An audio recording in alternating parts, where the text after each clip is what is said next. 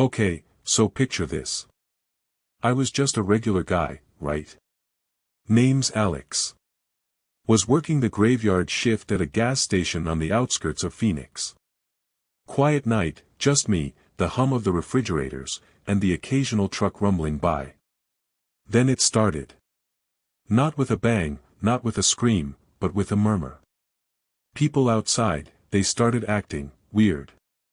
Mumbling, stumbling. I thought maybe it was some kind of new drug or a bad batch of something. But then I saw it. Through the rain-streaked windows, a woman, this nice lady who'd bought a soda just an hour before, she just lunged at a guy fumbling with his keys. And not like a shove, like biting. Ravenous. The guy screamed, but it was a choked, gurgling sound. And then, he started to change. His skin turned this grayish, mottled color, his eyes went milky, and he was on her. It was pure, animalistic hunger. My heart hammered against my ribs. I slammed the bolt shut, my hands shaking so bad I could barely grip the metal. Outside, the sounds escalated. Screams. Not just one or two, but a chorus of terror. Car alarms blared, then died abruptly, as if silenced by something. I peeked through a gap in the blinds. The parking lot was chaos.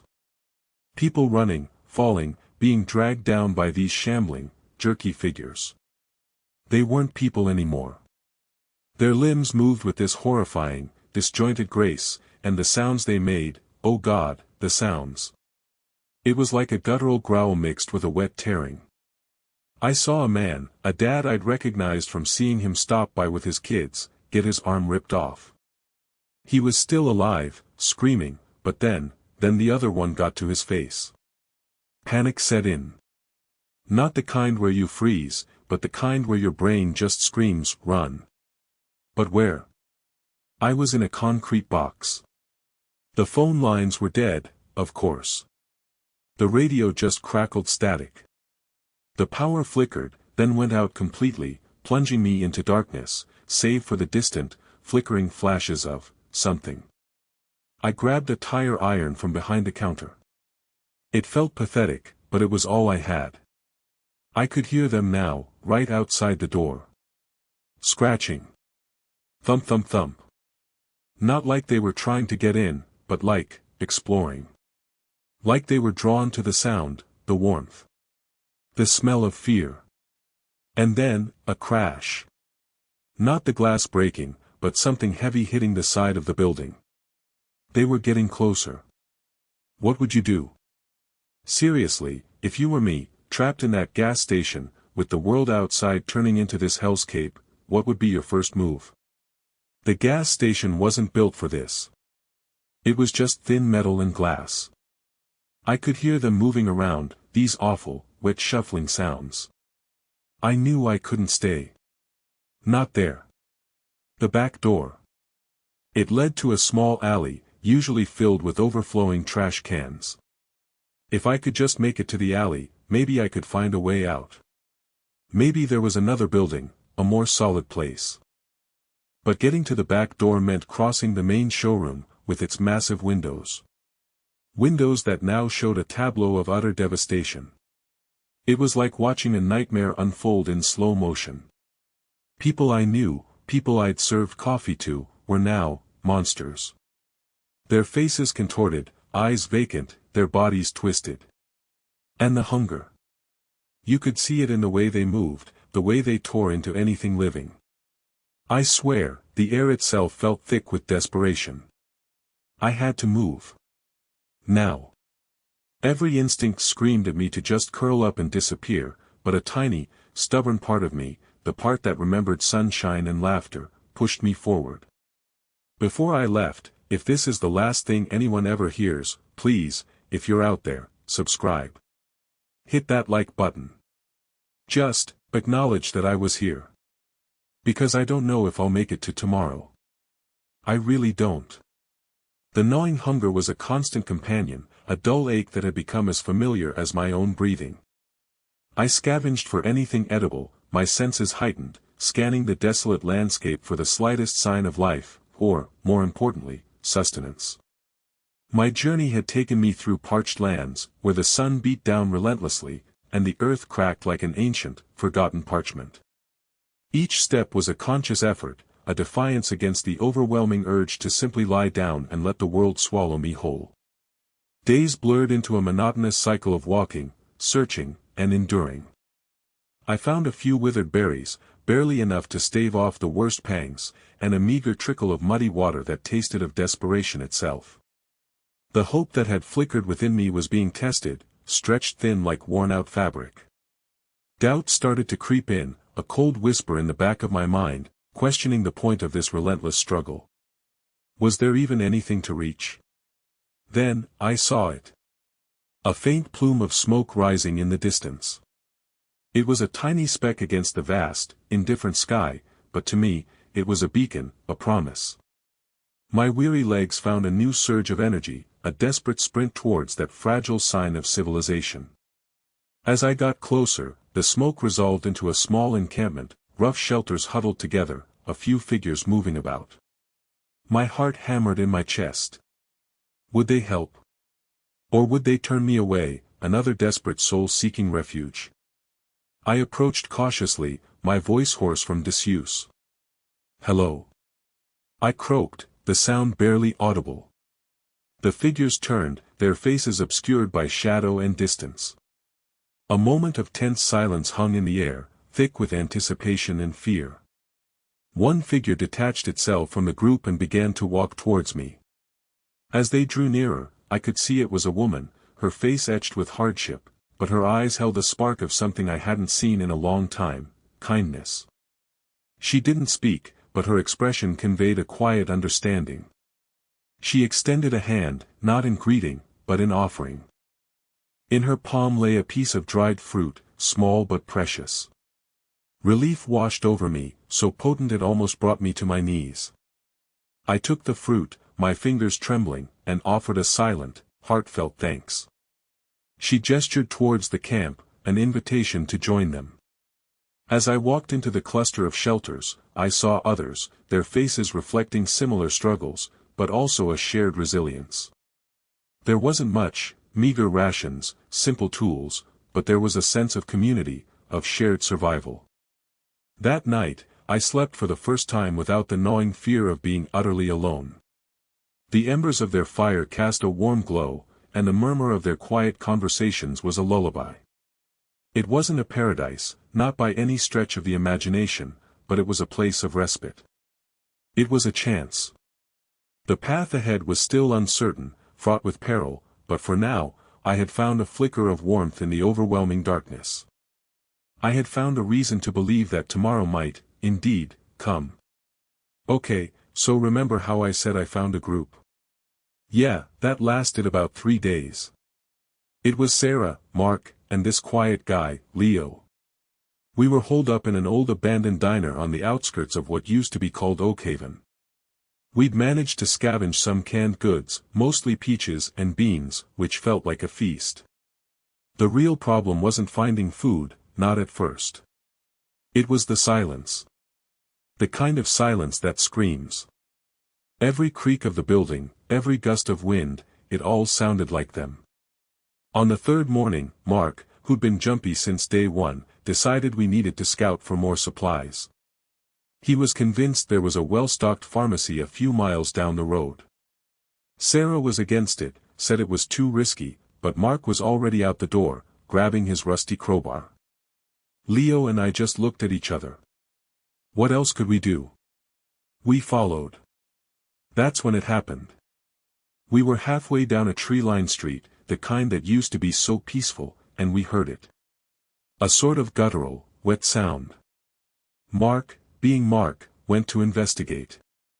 He peeked around a corner, and I saw his face drain of all color. Then, he just froze.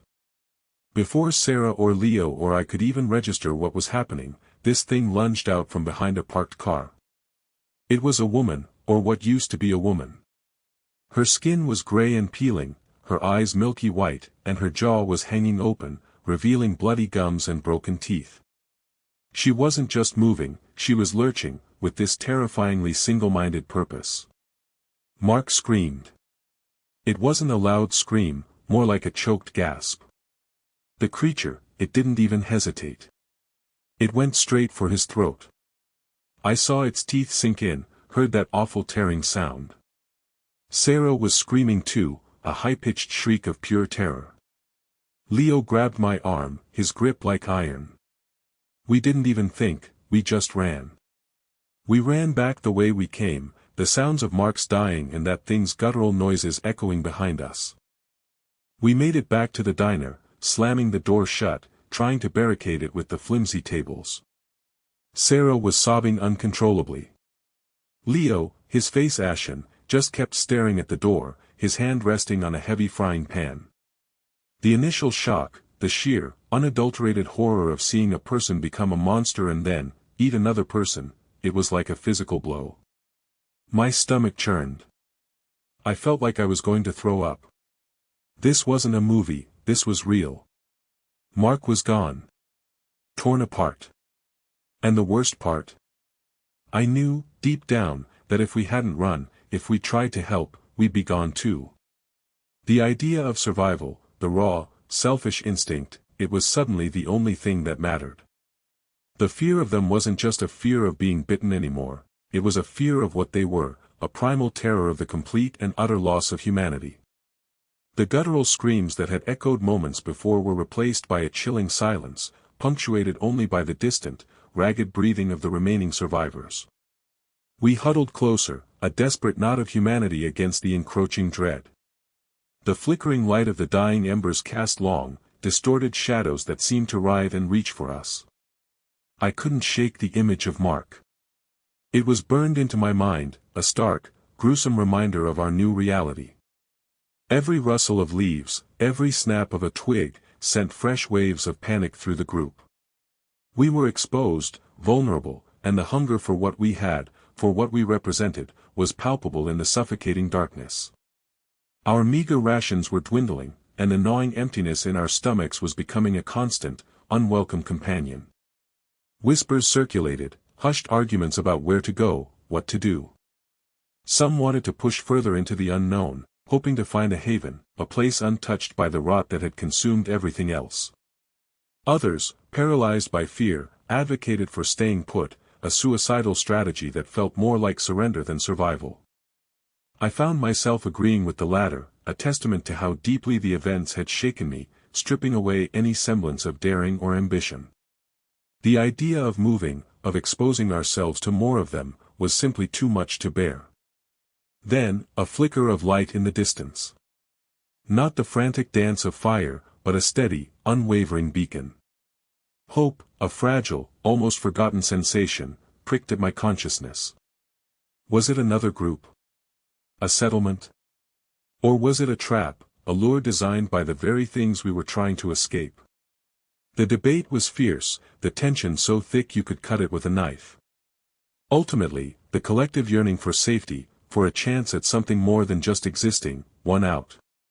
We packed our few belongings, the weight of our dwindling resources a constant reminder of our precarious situation, and set off towards the light, a silent prayer on each of our lips. The journey was arduous. We moved cautiously, sticking to the shadows, our senses on high alert.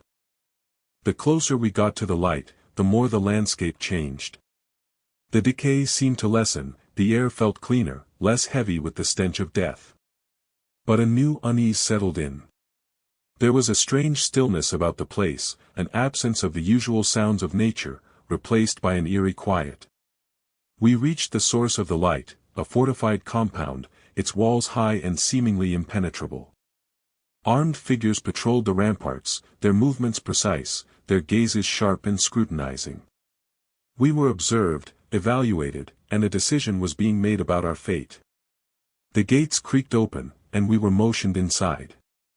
The interior was orderly, almost sterile. People moved with a purpose, their faces etched with a quiet resignation, not the desperate fear we had grown accustomed to. We were processed, questioned, and assigned a place. It wasn't freedom, not in the way we'd imagined.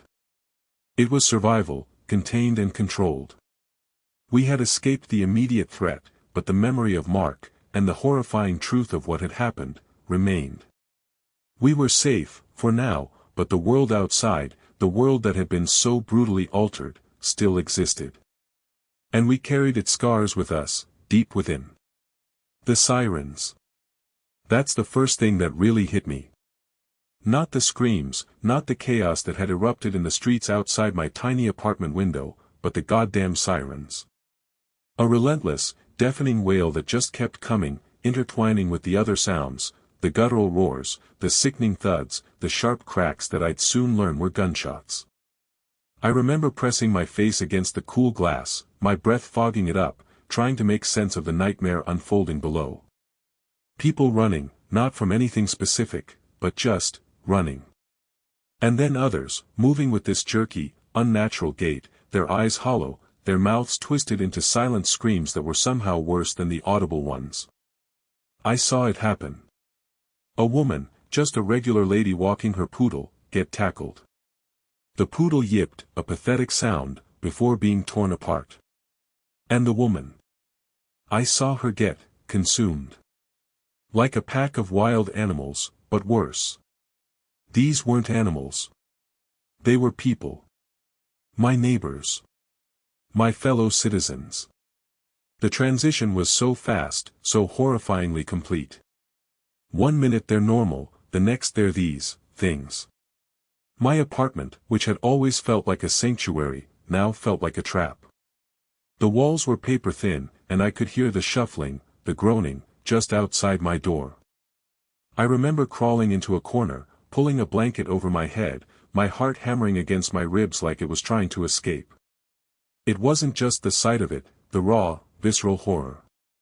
It was the sheer, mind-numbing realization that the world I knew, the one with grocery stores, morning commutes, and bad reality TV, was gone.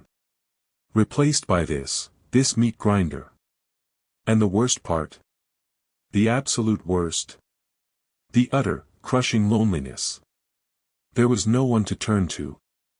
My parents lived across town, but how could I even begin to get there? Every alleyway, every street, was a potential death sentence. The faces of the people I'd seen that day, the ones who were still, themselves, their panic, their desperation, it seared into my brain. They were all just trying to survive too, but it felt like we were all just scattering, like ants whose hill had been kicked in. I stayed there for what felt like days, rationing the little food I had, the stale crackers and lukewarm water feeling like a feast. The noise outside eventually died down, replaced by an eerie silence, punctuated only by those distant, terrifying groans. I knew I couldn't stay put. Hunger gnawed at me, a constant, dull ache that was almost as bad as the fear.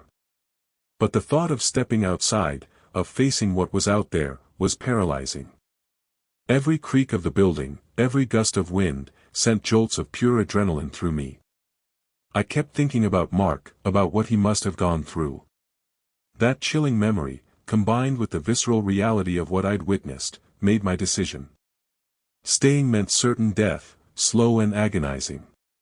Going out, well, it was a gamble, but it was a chance. A sliver of a chance, at least. I just had to get past my own damn door. The lock clicked, a sound that seemed amplified in the oppressive silence. I pushed the door open just enough to slip through, the hinges groaning a protest that made my heart leap into my throat. Outside, the night air was a shock, cold and biting, a stark contrast to the stifling atmosphere inside. Every shadow seemed to stretch, contorting into menacing shapes. My eyes scanned the deserted street, searching for any sign of movement, any flicker of light that wasn't the pale, ghostly glow of the moon. Nothing. Just the endless, empty asphalt and the skeletal silhouettes of buildings against the bruised sky. My legs felt like lead, but I forced myself to move, one slow, deliberate step after another. The aim was to reach the old factory district, a place nobody went anymore. It was a maze of decaying structures and overgrown lots, perfect for disappearing. The plan, if you could call it that, was to lay low, observe, and try to figure out who was behind all this and what they wanted. Mark had been my only link, my only reason for being there. Now, he was gone, and I was alone. As I rounded a corner, a sudden clang from behind sent me diving for cover behind a rusted dumpster. My breath hitched. It was just a stray cat, startled by my presence, darting into a narrow alley. Relief washed over me, a wave so potent it made my knees weak. I pulled myself back up, my senses on high alert. I couldn't afford to be jumpy, not if I wanted to survive. The factory district was even more desolate than I'd imagined. Twisted metal, shattered windows, and the pervasive smell of damp rot hung in the air. I found a relatively intact building, its corrugated iron roof a symphony of pings and rattles with every passing breeze. Inside, it was even darker, a blackness so complete it felt like a physical presence. I stumbled through piles of debris, my hands outstretched, feeling my way forward. I settled into a corner, pulling a tattered tarp over myself. The silence here was different from the silence back in the building. It was a hollow silence, a silence that spoke of abandonment and decay. Sleep was impossible. My mind replayed the events of the night, trying to piece together the puzzle. Mark's fear, the intruder's efficiency, the chilling calmness of their leader. Something about them felt organized, professional. This wasn't random. Hours later, as the first hint of dawn began to paint the sky with a weak, gray light, I heard it. The distant rumble of an engine. Then another. Not the familiar hum of city traffic, but something heavier, more purposeful. They were coming. They knew I was out. The gamble had failed. My heart sank, a heavy stone in my chest. I had traded a suffocating certainty of death for a desperate chance, and it seemed that chance had run out before it had even truly begun. The sounds grew closer, the rhythmic crunch of tires on gravel, the muffled voices. I could stay hidden, but the darkness wouldn't protect me forever. Thank you for joining me on this journey. It's a stark reminder that even in our most desperate moments, the desire to survive burns brightest. We've seen individuals pushed to their absolute limits, facing unimaginable circumstances with a resilience that, while often born of necessity, is truly awe-inspiring. Remember the solitary figure who navigated treacherous territories, relying solely on their wits and the dwindling resources of a forgotten world. Their story highlights the quiet strength found in self-reliance and the deep connection one can forge with the natural world when all else is stripped away. It's about understanding the land, reading its subtle signs, and finding sustenance where others see only desolation. Then there was the small group, huddled together against an encroaching darkness, their bond forged not in comfort, but in shared fear and a fierce protectiveness for one another. Their narrative underscores the vital importance of community, even in the face of overwhelming odds. The shared burden, the collective wisdom, and the simple act of holding on to hope together can be a powerful bulwark against despair. It's a testament to the fact that even a flicker of companionship can illuminate the darkest hours. As these tales conclude, it's crucial to carry forward a vital lesson: preparedness. Beyond the immediate dangers we've touched upon, cultivating a mindset of readiness can make all the difference. A simple principle to keep in mind is to always have a basic emergency kit. Think water purification tablets, a reliable multi-tool, and non-perishable food items. These aren't just for extreme scenarios, they offer peace of mind in everyday life too. Above all, remember the power of a calm mind. Panic is a swift current that can drag even the strongest swimmer under. When faced with crisis, take a deep breath. Focus on what you can control, break down the problem into manageable steps, and act deliberately. This mental fortitude, this ability to maintain composure when everything else is falling apart, is perhaps the most critical survival skill of all. I hope these stories have resonated with you and offered some food for thought. If you found value in this narrative, please consider subscribing for more insights and stories. I also encourage you to share your thoughts in the comments below. Your perspectives are always welcome and appreciated.